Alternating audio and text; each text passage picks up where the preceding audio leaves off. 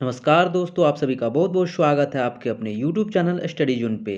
आज का वीडियो उन स्टूडेंट के लिए काफ़ी ज़्यादा इम्पोर्टेंट रहेगा, काफ़ी ज़्यादा हेल्पफुल रहेगा जो इस बार सीटेट का पेपर देने वाले हैं। क्योंकि आज हम डिस्कस करेंगे हिंदी व्याकरण का बहुत इम्पोर्टेंट टॉपिक समास को। यहाँ से क्वेश्चन 100% आपके एग्जाम में आता है और बहुत आसान क्वेश्चन रहता है, इसीलिए इस वीडियो को ध्यान से देखेंगे। तो आज का क्लास स्टार्ट करने से पहले आप सभी से रिक्वेस्ट है कि जिन्होंने इस चैनल को अभी तक सब्सक्राइब नहीं किया है, इस चैनल को सब्सक्राइब कर लें, साथ ही साथ बेल आइकन भी प्रेस कर लें और वीडियो को ज़्यादा से ज़्यादा लाइक और शेयर करें और कमेंट भी करें।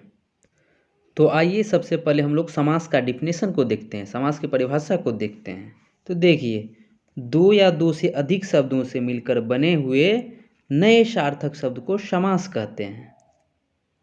तो आइए पहले हम सार्थक शब्द को समझते हैं कि सार्थक शब्द क्या होता है। देखिए, ये सार्थक शब्द लिखा हुआ है। देखिए, सार्थक शब्द वह शब्द होता है जिसका कुछ अर्थ निकल के आता है, उसको बोलते हैं सार्थक शब्द। और जिस शब्द का अर्थ नहीं निकलेगा उसको बोलते हैं निरर्थक शब्द। अब देखिए, हम लोग देखते हैं समास के भेद को देखते हैं। समास के कितने भेद होते हैं, क्योंकि आपका जो क्वेश्चन आएगा यहीं से आएगा।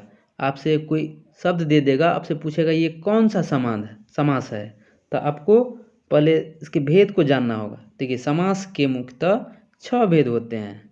पहला देखिए अव्ययीभाव समास, दूसरा हो गया तत्पुरुष समास, तीसरा हो गया कर्मधारय समास, चौथा हो गया द्विगु समास, पांचवा हो गया द्वंद्व समास और छठा हो गया बहुव्रीहि समास।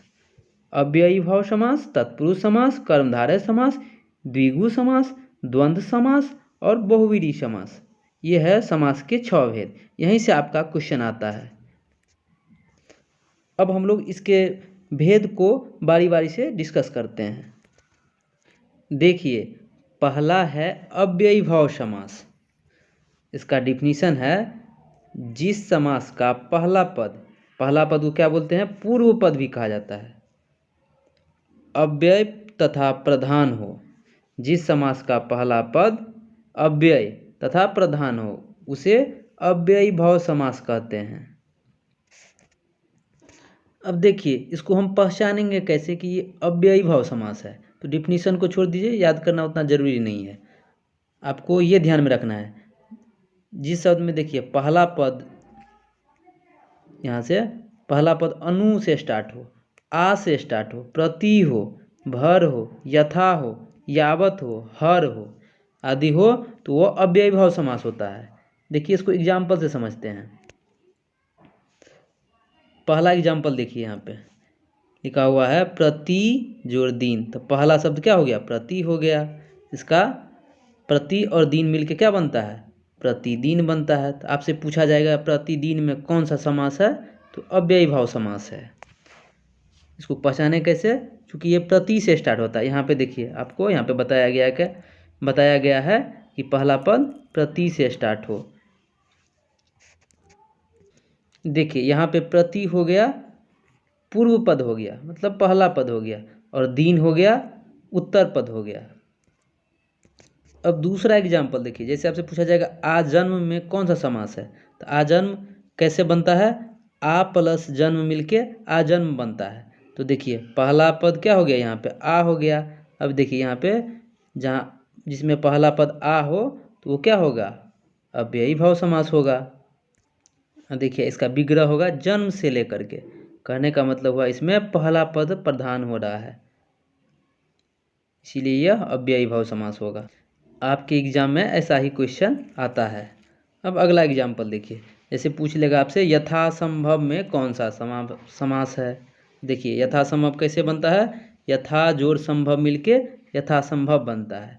यहाँ पे हमने इसका भी जिक्र किया था। देखिए, जो सब यथा से शुरू हो, यहाँ देखिए यथा से शुरू हो, यहाँ यथा से शुरू है, तो क्या हो गया, ये अव्ययीभाव समास होगा।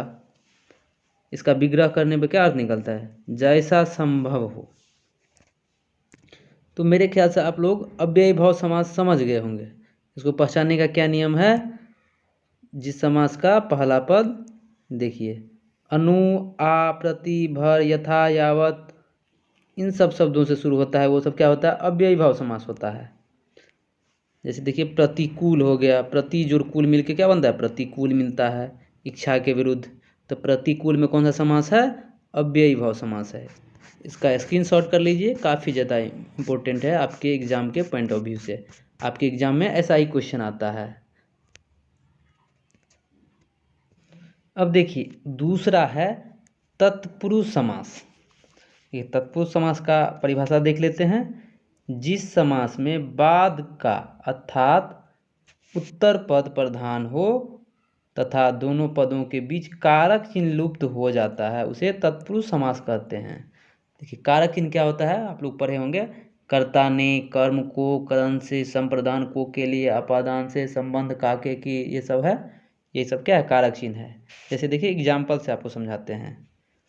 जैसे राजकुमार हो गया, इसका विग्रह करेंगे तो क्या होगा, राजा का कुमार। ये का जो है यही है कारक चिन्ह। तो तत्पुरुष समास में क्या होता है, कारक चिन्ह लुप्त हो जाता है। देखिए राजा का कुमार, उसको राजकुमार बोलते हैं, तो राजकुमार में कौन सा समास होगा, तत्पुरुष समास होगा। ये धर्म ग्रंथ, धर्म ग्रंथ का विग्रह करेंगे तो धर्म का ग्रंथ, यहाँ पे का क्या है, कारक चिन्ह है। कारक चिन्ह यहाँ पे क्या हो जाता है, लुप्त हो जाता है। जिस समास में उत्तर पद प्रधान हो अर्थात दूसरा पद प्रधान हो वो क्या होता है, तत्पुरुष समास होता है। देखिए तीसरा एग्जाम्पल है रचनाकार, रचना को करने वाला। यहाँ पे कारक चिन्ह क्या है, को है, रचना को करने वाला, तो ये क्या है, तत्पुरुष समास है। अगला देखिए जैसे हो गया आपको गगनचुंबी हो गया। गगनचुंबी का विग्रह करेंगे तो क्या होगा, गगन को चूमने वाला, आकाश को चूमने वाला। यहाँ पे को देखिए को क्या है, कारक चिन्ह है, वो क्या हो जाता है, लुप्त हो जाता है।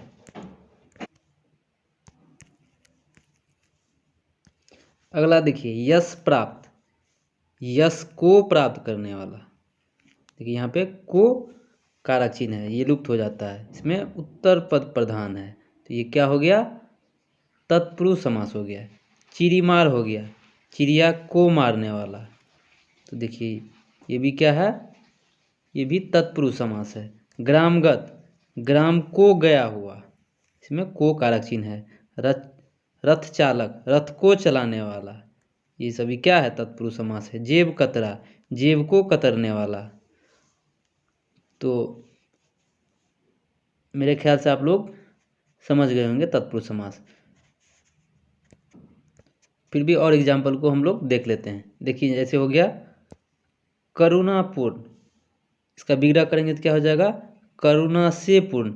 यहाँ पे से कारक चिन्ह लगा हुआ है, तो ये क्या हो गया, तत्पुरुष समास हो गया। भयाकुल, भय से आकुल, यहाँ पे से कारक चिन्ह लगा हुआ है। रेखांकित हो गया, शोकग्रस्त हो गया, मनचाहा हो गया, मन से चाहा। पदचलित हो गया, सुरचरित हो गया, ये सभी क्या है, तत्पुरुष समास है। यहाँ पे से कारक चिन्ह लगा हुआ है। अगला देखिए जैसे हो गया प्रयोगशाला हो गया, आपको इसका विग्रह करेंगे तो क्या होगा, प्रयोग के लिए शाला।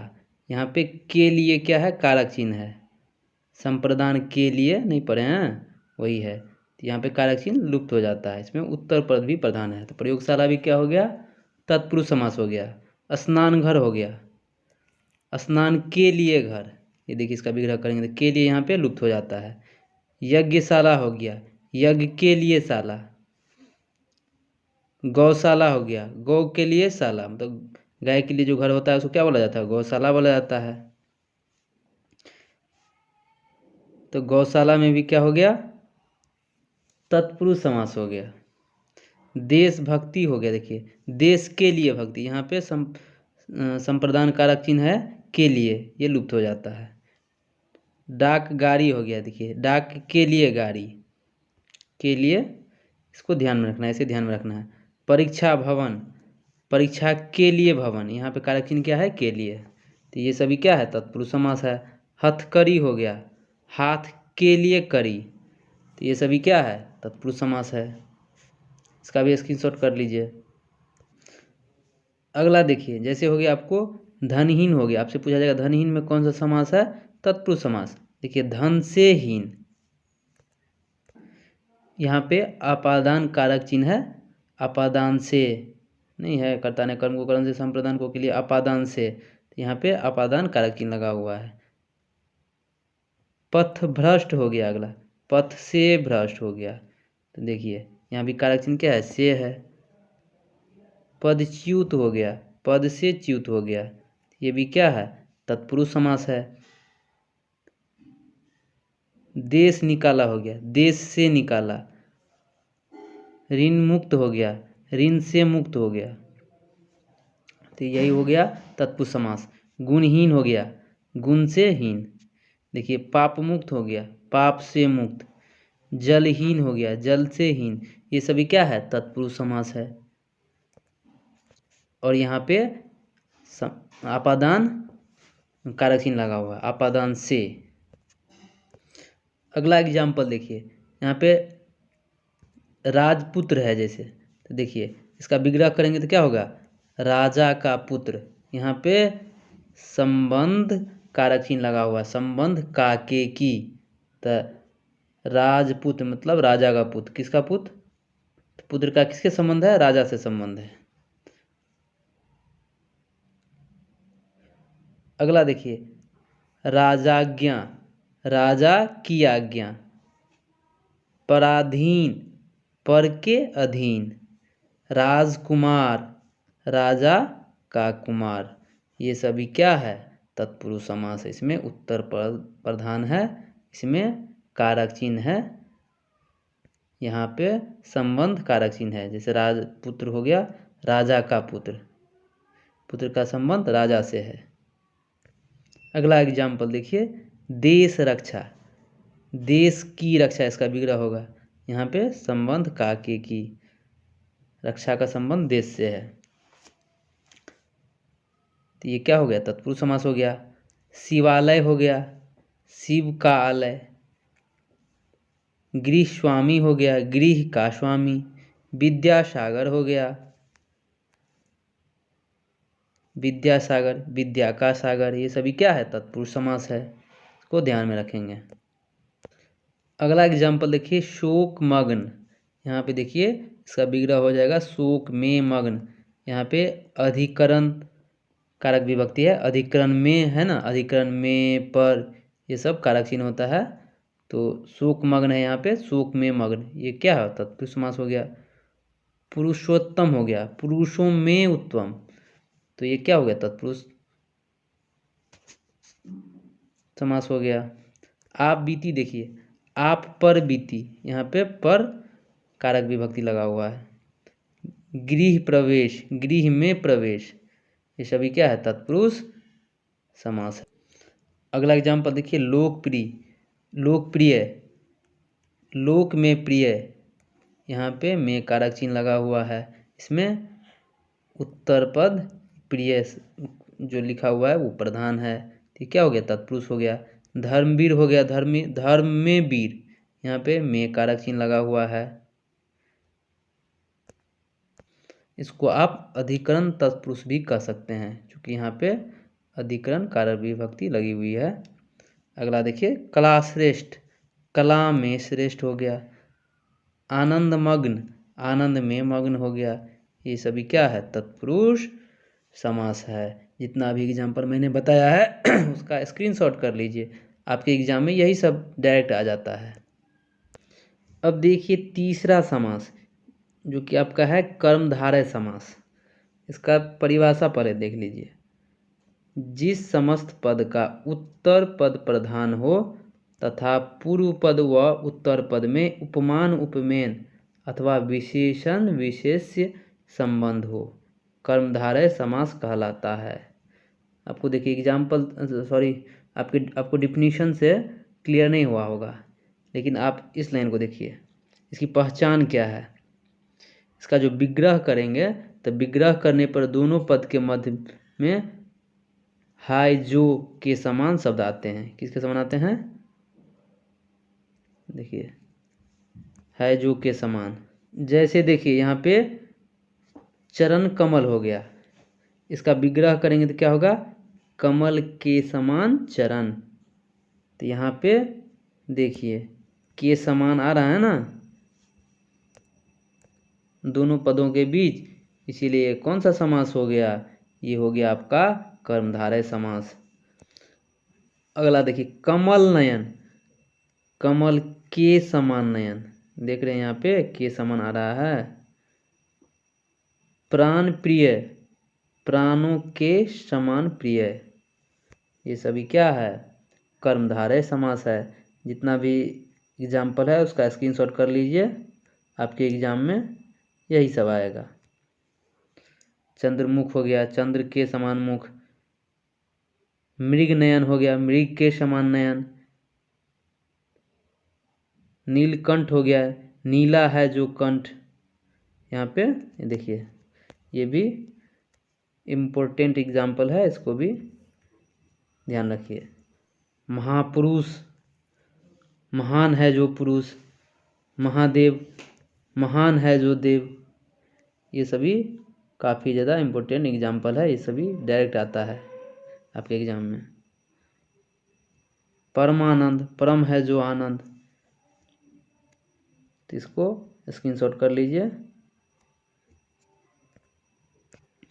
देखिए अब चौथा समास है द्विगु समास, ये सबसे आसान है, इसको ध्यान से देखिए। जिस समस्त पद का पूर्व पद संख्यावाचक हो, इसको ध्यान में रखिए, संख्यावाचक। पूर्व पद क्या होता है, संख्यावाचक। विशेषण हो वह द्विगु समास कहलाता है। इसमें समूह या समाहार का ज्ञान होता है। एग्जाम्पल से देखिए, जैसे देखिए सप्त सिंधु हो गया। सप्त पहला पद क्या है, सप्त हो गया, सप्त का क्या होता है, सात होता है, संख्यावाचक हो गया। सात सिंधुओं का समूह, देख रहे हैं पहला पद क्या है, संख्यावाचक है, तो ये क्या हो गया, द्विगु हो गया, द्विगु समास। दोपहर हो गया, दोपहर, दो संख्या हो गया ना, तो ये क्या हो गया, द्विगु हो गया। अगला है त्रिलोक, देखिए तीनों लोकों का समाहार, यहाँ पे तीन हो गया ना, ये क्या है, द्विगु हो गया। चौराहा हो गया, देखिए चार राहों का समूह।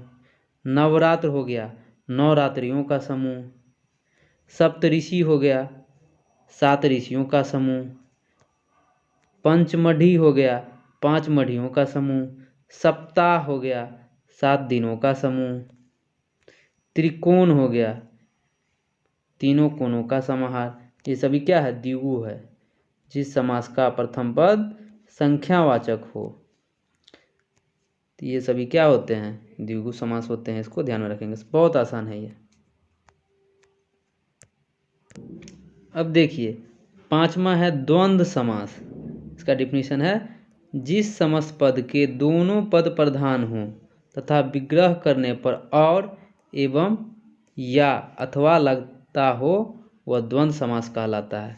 इसको देखिए पहचानने का रूल क्या है, दोनों पदों के बीच प्रायः योजक चिन्ह हैपेन लगा रहता है, इसको हैपेन बोला जाता है। इसको ध्यान में रखना है। देखिए एग्जाम्पल से मैं आपको दिखाता हूँ। जैसे देखिए नदी नाला हो गया, ये दोनों के बीच में क्या लगा हुआ है, हैपेन लगा हुआ है, योजक चिन्ह लगा हुआ है, नदी और नाला। पाप पुण्य हो गया, पाप पुण्य हो गया, तो देखिए पाप और पुण्य के बीच में योजक चिन्ह लगा हुआ है, हैपेन लगा हुआ है। सुख दुख हो गया, गुण दोष हो गया, देश विदेश हो गया, ऊंच नीच हो गया, सब में क्या लगा हुआ है, हैपेन लगा हुआ है बीच में। आगे पीछे हो गया, नाक कान हो गया, आचार विचार हो गया, भला बुरा हो गया, ये सभी क्या है, ये सभी द्वंद्व समास है। देखिए राजा प्रजा हो गया, राजा और प्रजा के बीच में योजक चिन्ह लगा हुआ है, हैपेन लगा हुआ है। नर नारी हो गया, दोनों में हैपेन लगा हुआ है। खरा खोटा हो गया, राधा कृष्ण हो गया, ठंडा गर्म हो गया, छल कपट हो गया, अपना पराया हो गया, मोल तोल हो गया, उतार चढ़ाव हो गया। तो इसको पहचानना बहुत आसान है, इसके बीच में योजक चिन्ह लगा रहता है, हैपेन लगा रहता है, वो द्वंद्व समास होता है। देखिए अब आखिरी है, छठा है बहुव्रीहि समास। इसका डिफिनीशन देखिए, जिस समस्त पद में कोई पद प्रधान नहीं हो, मतलब न पूर्व पद प्रधान हो न उत्तर पद प्रधान हो, बल्कि दोनों पद मिलकर के किसी तीसरे पद की ओर संकेत करते हैं, उसे बहुव्रीहि समास कहते हैं। जैसे देखिए नीलकंठ हो गया, देखिए नीला है कंठ, जिनका, अर्थात शिव। यहाँ किसकी ओर इशारा कर रहे हैं? शिव जी की ओर, भगवान शिव की ओर। तो ये यहाँ पे न पहला पद प्रधान है न दूसरा पद प्रधान है, बल्कि तीसरे पद की ओर संकेत कर रहा है, इसीलिए क्या हो गया? ये बहुब्रीहि समास हो गया। यहाँ पर दोनों पदों ने मिलकर एक तीसरे पद शिव का संकेत किया, इसीलिए यह बहुब्रीहि समास है। और देखिए और एग्जाम्पल देखते हैं, बहुत इंपॉर्टेंट है, यहाँ से क्वेश्चन ज़्यादा आता है, इसी से इसको ध्यान में रखिए। जैसे देखिए लंबोदर हो गया, लंबा है उदर जिनका, मतलब जिसका पेट लंबा होता है, किसकी ओर इशारा करता है? वो भगवान गणेश की ओर। तो ये क्या हो गया? ये बहुब्रीहि समास हो गया। दशानन हो गया, 10 हैं आनन जिसके, मतलब जिसका 10 सिर होता है, किसकी ओर इशारा करता है? वो रावण की ओर। तो ये क्या हो गया? बहुब्रीहि समास हो गया। चक्र पानी हो गया, चक्र है पानी में जिनके, मतलब विष्णु जी। देखिए यहाँ पे कंफ्यूज मत होइएगा, जैसे दशानन है, आप बोलिएगा कि पहला पद जो पढ़ाए थे वो संख्यावाचक था, तो वो द्विगु था, तो ये दशानन, तो यहाँ तो 10 है, लेकिन ये द्विगु नहीं होगा, ये बहुब्रीहि होगा, क्योंकि ये तीसरे पद की ओर इशारा कर रहा है। अगला देखिए, जैसे हो गया महावीर हो गया, महावीर किसको कहा जाता है? हनुमान जी को कहा जाता है, महान वीर है जो, तो अर्थात हनुमान जी। चतुर्भुज हो गया, यहाँ भी देखिए पहला पद चतुर्चार है, तो यहाँ पे द्विगु नहीं कहना है। चतुर्भुज किसको कहा जाता है? 4 हैं भुजाएं जिसकी, अर्थात भगवान विष्णु जी। तो ये क्या हो गया? बहुब्रीहि हो गया, इसीलिए। प्रधानमंत्री हो गया, मंत्रियों में प्रधान है जो, तो क्या होता है? प्रधानमंत्री कहा जाता है, तो ये बहुब्रीहि समास हो गया। पंकज हो गया, पंख में पैदा हो जो, अर्थात कमल, पंकज मीन्स क्या होता है? कमल होता है, तो ये बहुब्रीहि हो गया। अनहोनी हो गया, न होने वाली घटना, कोई विशेष घटना हो गया। गिरिधर हो गया, गिरिधर किसको कहा जाता है? कृष्ण भगवान को कहा जाता है। गिरि को धारण करने वाला कौन थे? भगवान कृष्ण थे। पीताम्बर हो गया, देखिए बहुत इंपॉर्टेंट है ये सब आता है।